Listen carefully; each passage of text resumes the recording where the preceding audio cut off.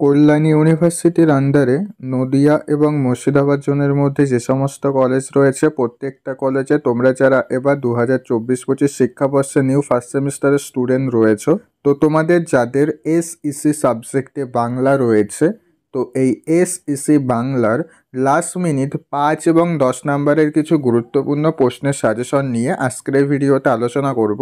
অর্থাৎ আমি তোমাদের জন্য লাস্ট মিনিট কিছু গুরুত্বপূর্ণ প্রশ্নের সাজেশন রেডি করেছি। এই প্রশ্নগুলি যদি তোমরা পরীক্ষার আগে ভালো করে পড়ে যেতে পারো, এখান থেকে তোমরা পরীক্ষাতে 80 থেকে 90% প্রশ্ন কমন পেয়ে যাবে। ওকে, তো কী কী প্রশ্ন রয়েছে তাহলে এবার তোমরা প্রত্যেকেই সেগুলি দেখে নাও। তো দেখো, স্ক্রিনের উপর তোমরা প্রত্যেকেই প্রশ্নগুলি দেখতে পাচ্ছ। প্রথম প্রশ্ন রয়েছে প্রুফ সংশোধনের বিভিন্ন নিয়মগুলি লেখো। পরের প্রশ্ন রয়েছে প্রুফ সংশোধনের বৈশিষ্ট্যগুলি লেখো। তারপরের প্রশ্ন রয়েছে একজন যোগ্য প্রুফ লিডারের দায়িত্ব সম্পর্কে যা জানো লেখো। পরের প্রশ্ন রয়েছে একজন উপযুক্ত প্রুফ লিডারের কর্তব্যগুলি সূত্রকারে লেখো। পরের প্রশ্ন রয়েছে প্রুফ সংশোধনে ব্যবহৃত বিভিন্ন চিহ্নগুলির পরিচয় দিয়ে সেগুলি কোন কোন ক্ষেত্রে ব্যবহার করা হয় সেগুলি লেখো। পরের প্রশ্ন রয়েছে প্রুফ সংশোধনে ব্যবহৃত বিভিন্ন সাংকেতিক চিহ্নগুলির ব্যাখ্যা দাও। পরের প্রশ্ন রয়েছে বাংলা ভাষা ও পরিভাষা বলতে কী বোঝায়। পরের প্রশ্ন রয়েছে পরিভাষা সৃষ্টির প্রক্রিয়াটি সংক্ষেপে লেখো। তারপরের প্রশ্ন রয়েছে পরিভাষা কাকে বলে, পরিভাষার বৈশিষ্ট্য, গুরুত্ব ও প্রয়োজনীয়তাগুলি লেখো। তো এখানে এই প্রশ্নটা 10 নম্বর হিসেবে দেওয়া আছে, এই প্রশ্নটা তোমাদের 5 নম্বর হিসেবে দিতে পারে। যেমন পরিভাষার বৈশিষ্ট্য আলাদা করে দিতে পারে, বা পরিভাষার গুরুত্বও দিতে পারে আলাদা করে 5 নম্বর হিসেবে, বা প্রয়োজনীয়তাও দিতে পারে। তো এটা একসঙ্গে দেওয়া আছে, একসঙ্গে পড়ে রাখবে, তাহলে তোমাদের 5 নাম্বারটাও হয়ে যাবে পড়া। তো এখানে যে প্রশ্নগুলি দেখতে পাচ্ছ, এই সমস্ত প্রশ্নের উত্তর তোমরা যে কোনো বইতেই পেয়ে যাবে, এবং অনেক সময় কি হয়, অনেক বইতে উত্তর থাকে না। ঠিক আছে, তোমরা প্রত্যেকেই এই সাজেশনের পিডিএফটা নিয়ে নিতে পারো। আমি এই সাজেশনের পিডিএফ তৈরি করেছি, যেখানে তোমরা কি পেয়ে যাবে, বিগত বছরের প্রশ্ন পাবে, কি কি প্রশ্ন এসেছিল কোন কোন অধ্যায় থেকে, 2 নম্বরের প্রশ্ন পাবে, 5 নম্বরের প্রশ্ন, 10 নম্বরের প্রশ্ন, সমস্তটাই সেই পিডিএফে পেয়ে যাবে। পিডিএফটা আমি নিজে তৈরি করেছি। পিডিএফটার মূল্যও বেশি রাখা হয়নি, মাত্র 99 টাকা রাখা হয়েছে। তো তোমরা যারা বই কেনোনি, তোমরা প্রত্যেকেই সেই পিডিএফটা আমার থেকে সংগ্রহ করে নিতে পারো।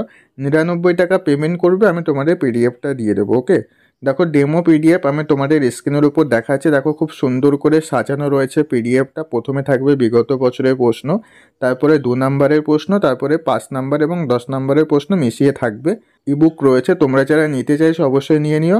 আর যারা বই কিনেছো, বা যারা অন্য কোনো স্যার, আর যারা কোনো স্যার বা ম্যাডামের কাছে পড়ছো, তো প্রত্যেককেই বলবো তোমাদের প্রত্যেকের কাছেই এই পিডিএফটা থাকা উচিত। কারণ অনেক সময় কি হয়, তোমরা এই প্রশ্নগুলির উত্তর পাও না, এবং অনেক স্যার ম্যাডাম আছে তারা লিখিয়ে দেয় না। তো পিডিএফটা থাকলে তোমাদেরই সুবিধা হবে। এখানে যে প্রশ্নগুলি রয়েছে এর মধ্যে থেকে তোমরা পরীক্ষাতে কমন পাবে, এটা আমি কথা দিচ্ছি। কারণ বিগত সেমিস্টারগুলোতে আমি যে সাজেশন কমন দিয়েছি সেখান থেকে হুবহু প্রশ্ন কমন পেয়েছো, এবারও সেই প্রশ্নগুলি একই রকমভাবে কমন পেয়ে যাবে। ওকে, তো প্রত্যেককেই বলবো পিডিএফটা সংগ্রহ করে নিও। পিডিএফটার মূল্যও কিন্তু বেশি নেই। ঠিক আছে, অন্য জায়গা থেকে পিডিএফ বা বই কিনতে গেলে কিন্তু আরও বেশি পড়ে যাবে, 150-200 টাকা পড়বে, সেখানে তুমি 99 টাকায় এটা পেয়ে যাচ্ছ।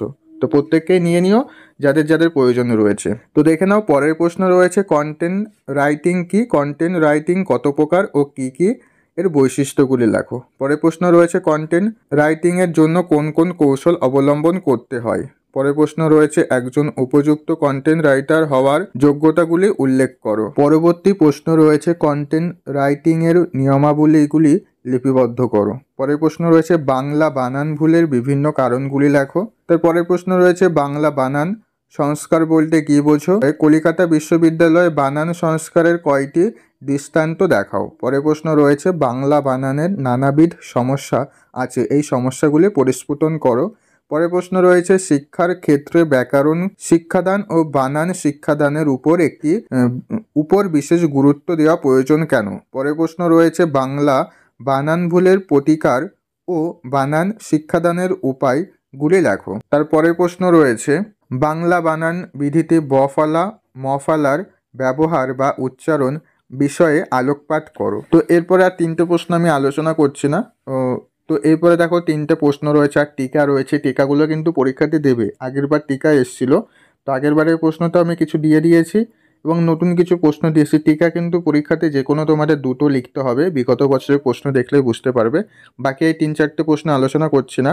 আলোচনা করতে গেলে ভিডিওটা অনেকটা বড় হয়ে যাচ্ছে। এখানে বেশি প্রশ্ন নেই, মেজরের থেকে কিন্তু এসএসসি সাবজেক্টের সাজেশনের প্রশ্নের পরিমাণটা অনেকটাই কম রয়েছে, কারণ সিলেবাসটা যেহেতু কম।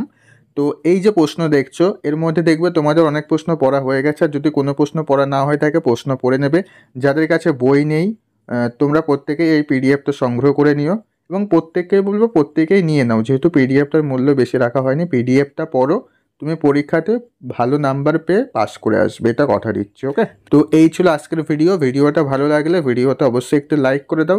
চ্যানেলে নতুন দর্শক হয়ে থাকলে চ্যানেলটিকে সাবস্ক্রাইব করে দিও, পাশে থাকা বেল আইকনটি বাজিয়ে দিও, এবং এর পরবর্তী কোন সাবজেক্টের সাজেশনের প্রয়োজন অবশ্যই ভিডিওর কমেন্টে জানাবে। আমরা পরবর্তী ভিডিও খুব শীঘ্রই আমাদের এই চ্যানেলে আপলোড করে দেবো। ওকে, তবে দেখা হচ্ছে পরবর্তী ভিডিওতে। তোমরা সবাই ভালো থেকো।